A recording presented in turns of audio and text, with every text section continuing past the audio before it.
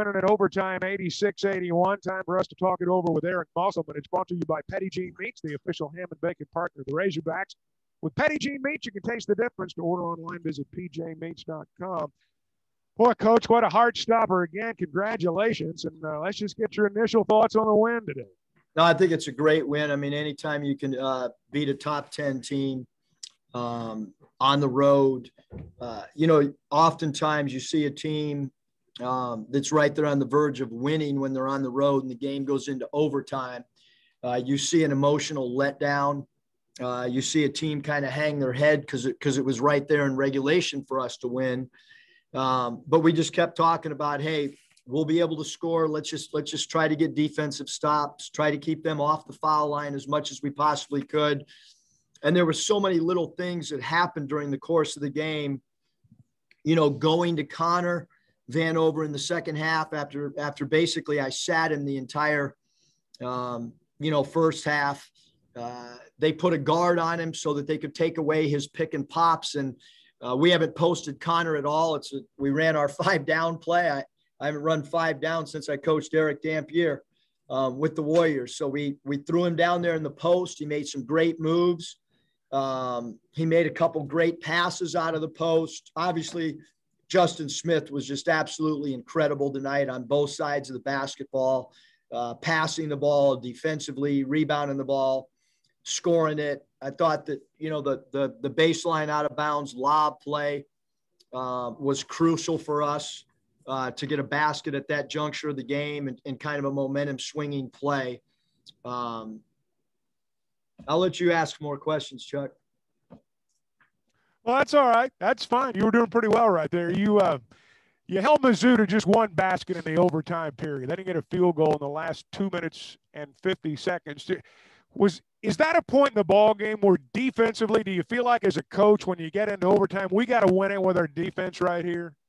Yeah, I mean, we kind of felt that, that way with about 11 minutes to go. We gave up a lot of threes early in the game to players, quite frankly, that, that we kind of wanted to shoot. Guys that maybe were not go-to players for them from three. We didn't, we obviously don't want Pinson to go 5 of 8 or Drew Smith to go 2 of 4, but Watson, we were going to live with Watson and Bugs and Mitchell Smith's threes. And then we had to take away the 3-point line because it was hurting us so bad. But yeah, I thought our free throws, our free throw percentage, I mean, we do a drill that these guys probably are so sick of me every time at the end of practice.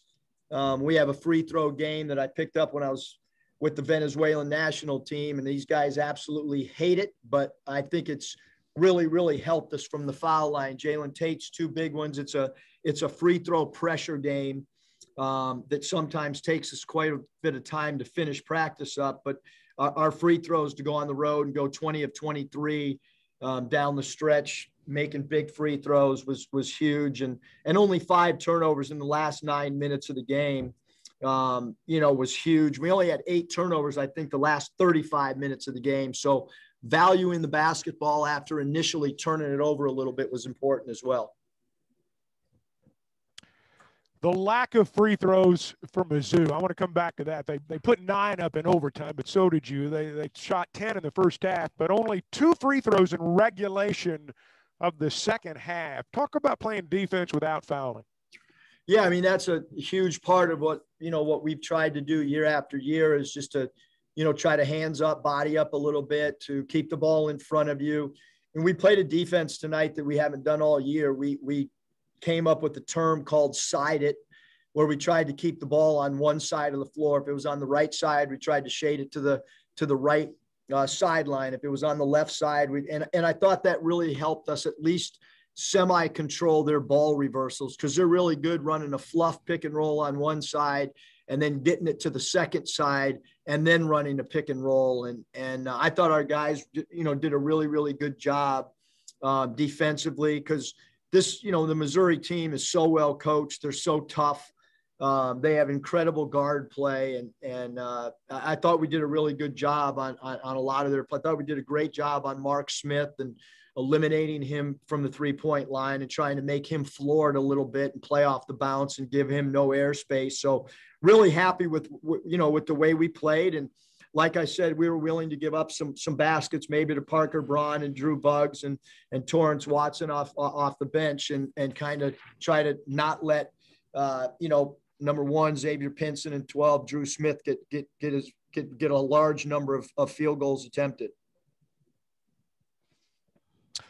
Finally, you've won 6 conference ball games in a row. Obviously, there's a lot left to do, but is there the feeling with your team right now that we're going to find a way to win the ball game, regardless of what's happening? We're going to find a way to win this thing at the end.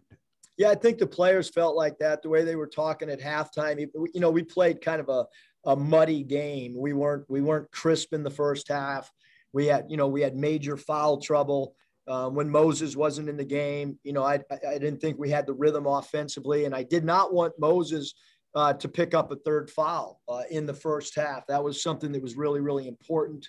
As a decision that I made, I put him back in there for about 2 minutes, which I normally don't put a guy back in, but I felt we struggled so much offensively because they basically kind of face guarded Moses with Drew Smith. And so when Moses was out there, he turned the game into a 4-on-4 game for other people. And then our middle pick and roll started working a lot better in the second half as well. Well, Coach, great day to be a Razorback. Congratulations on the win. Thanks, Chuck. Now we got to get ready for those Gators. Eric, all right. That's right. Got Florida coming up on Tuesday night. Thank you. Eric Musselman, 86-81 in overtime. Hogs win it. All right, Coach. So I'll now turn it over to the members of the media. Nate Allen, please get us started.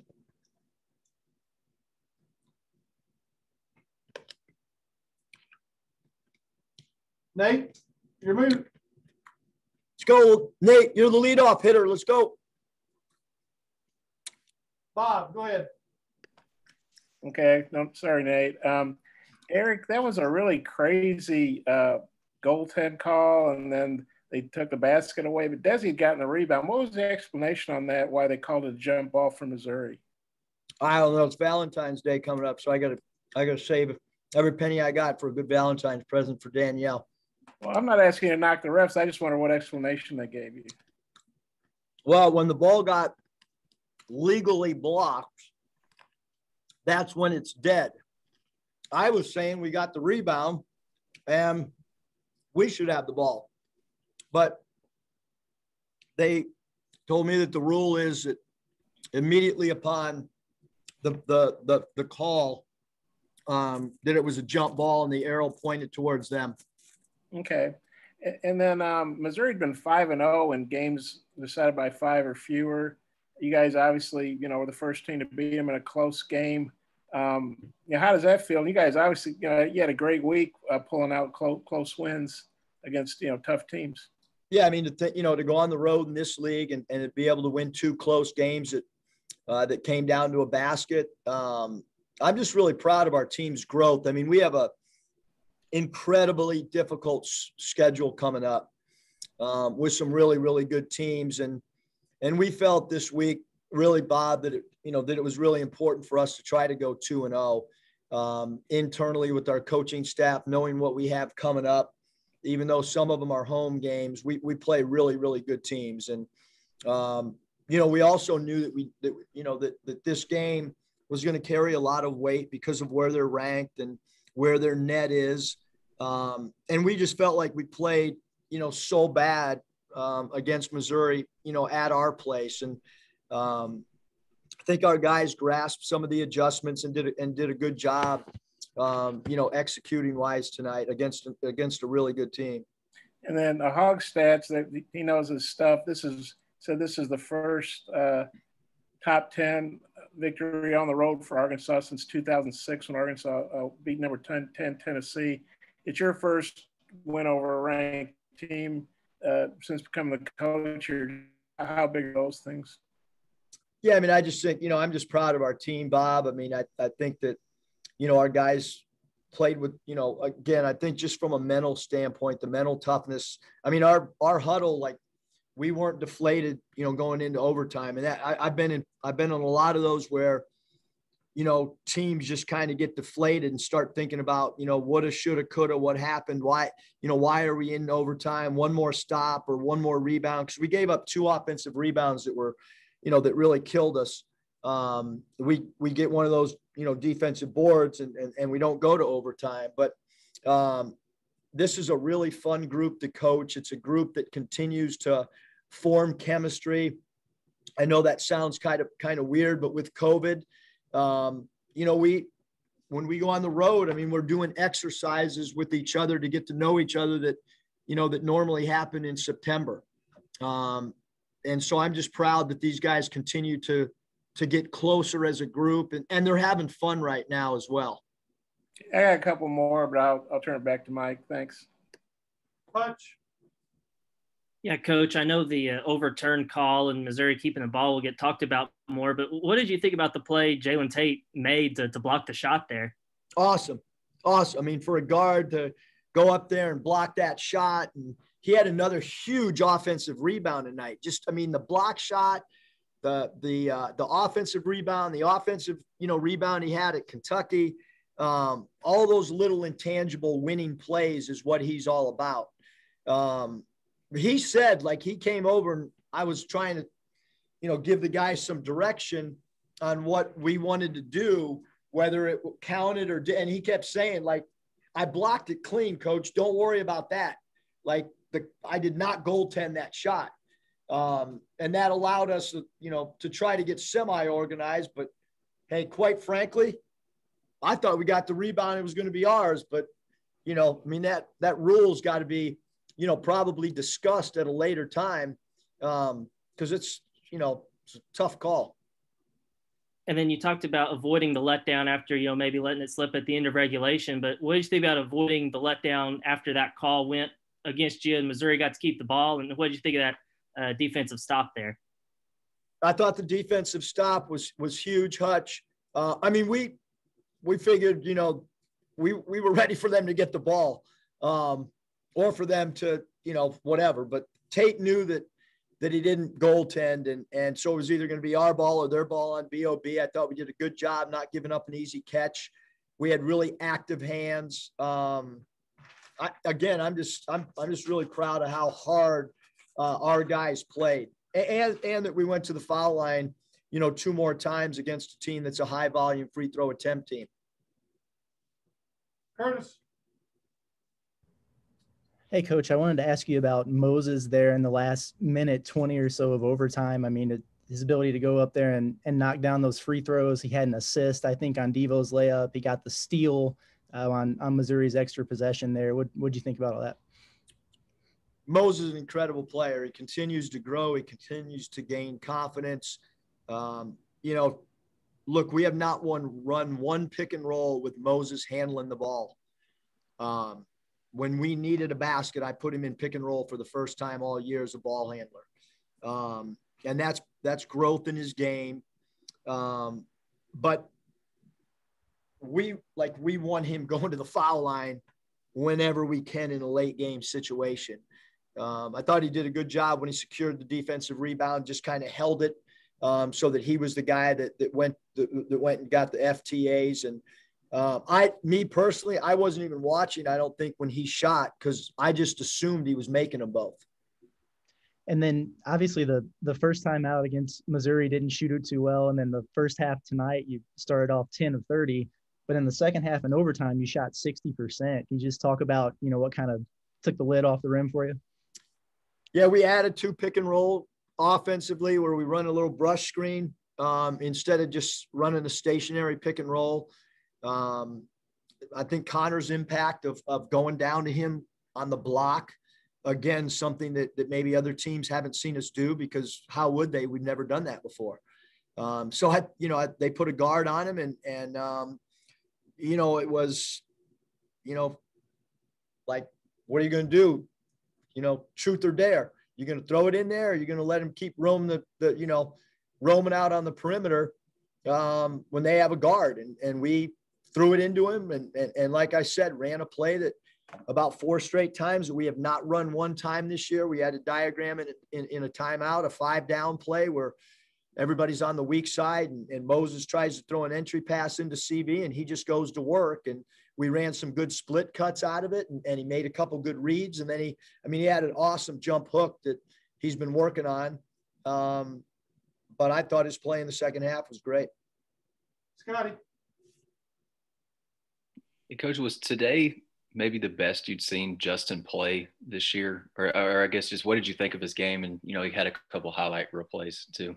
I thought he was awesome. I thought he ran the floor hard. Obviously, defensively, he's so hard to take off the floor. And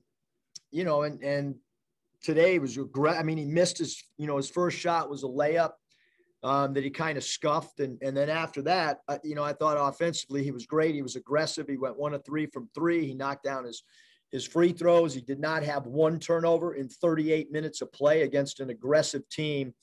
I think to have 3 assists, 2 steals, and no turnovers, plus the 19 points and 6 of 7 from the foul line, that was his best game as a Razorback. And also, I think Connor, Justin, and Jaylen combined for 8 of the team's 18 assists. Just how important is that, when your bigs are, making good passes, showing off their vision? Yeah, I mean, we play through those guys a lot. I mean, we kind of have all year. We ran a little bit of our open offense, which is a 5-man passing game because they deny a lot. We wanted to try to alleviate some pressure by using some backdoor cuts, even if we didn't, score on the backdoor cuts. And Connor and Justin, and Jaylen, those guys are really, really, really good passers. Jalen Williams, great vision and really unselfish, as is Connor at that 5 spot. Troy, final question, please, for Coach. Yeah, Coach, the last time you guys saw Missouri, it seemed like Jeremiah Tillman was the X factor, scoring 25 points. What was it like to play a Missouri team without him on the floor today? I don't know. I wonder what it was like for them to play us without Justin in game 1.